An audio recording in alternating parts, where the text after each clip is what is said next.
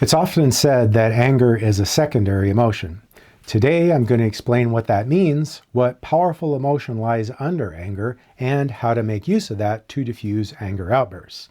Hey guys, I'm Dan, and welcome to Mind Care Compass. So the powerful emotion that underlies anger is fear. Sometimes people will include other emotions like hurt and shame, but if you take those apart, you can see that if I'm feeling hurt, that means I'm afraid of not being respected. Or if I feel shame, I'm afraid that I'll be exposed in some way. So really, it all comes down to different types of fear. And you can easily visualize this connection just by imagining how a cornered animal behaves, right? First, it paces back and forth, searching for an escape. If it can't find a way to escape, then it bares its teeth and growls. Humans do that too, but we pass from fear to anger very quickly because it's uncomfortable to feel afraid. We experience that as being powerless in the face of some threat. So we convert it quickly to anger because now I'm big and puffy and people are paying attention to me.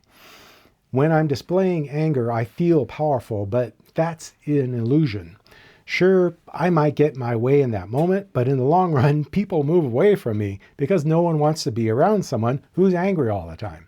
So ultimately, I end up alone, and that sense of power is meaningless.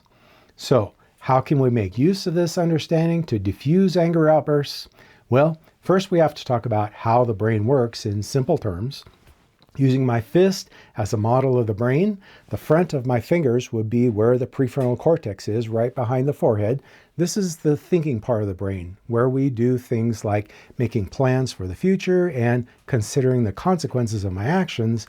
And where my thumb is tucked in is called the amygdala, which is the survival brain. That's the part that does the fight or flight mechanism, or these days we call it fight, flight, or freeze. And here's the key. Our brains only operate on one or the other at a time. If I'm on survival brain, that shuts off thinking brain, which is why we say things we don't mean when we're angry. It's because I'm not thinking about the damage my words might do.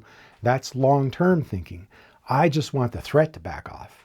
Now, the good news is we can use that dynamic in the opposite direction, meaning that if I turn on thinking brain, that turns off survival brain. So now I'm able to avoid doing or saying things that would be harmful and I really don't want to say. The way to make this happen is by asking yourself two quick questions. First, what is the threat here? And second, is that really a threat? Notice that you're actually doing two things at once here. First, the simple act of thinking through these questions will shut off survival brain and put you in thinking brain. Second, recognizing that there's really no threat, that's what diffuses the anger and allows a more patient, considered response. Here's an example. One of my hobbies is woodworking. So imagine me working away on a project and my wife walks in and says, "Why are you doing it that way?" I might feel immediately annoyed and perhaps even want to snap back. But if I take a moment to ask myself, what's the threat? I can see that underneath that brief irritation, I'm actually afraid she's criticizing me, and I must be doing something wrong, and I'm probably an idiot. When I follow with the question, is that really a threat? I can realize that my wife is just curious about woodworking and asking a simple question. And I know she's not actually criticizing, just asking so she can learn more, so there's no actual threat. And also, I know that deep down my wife doesn't think I'm an idiot most of the time. One trick about making use of this technique is not to skip too quickly from identifying the threat to dismissing it as a threat.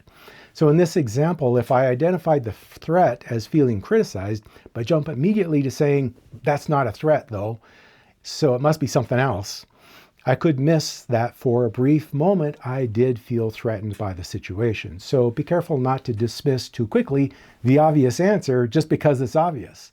Sometimes the simple answer is the correct one, as Occam's razor tells us, quite often in fact. So there's no need to make this overly complicated. Okay, give that a try and let me know in the comments how it works for you. If you found this video useful, please take a quick moment to share it with a friend who might also find it useful. Thanks for watching. I'll see you next time. Take care.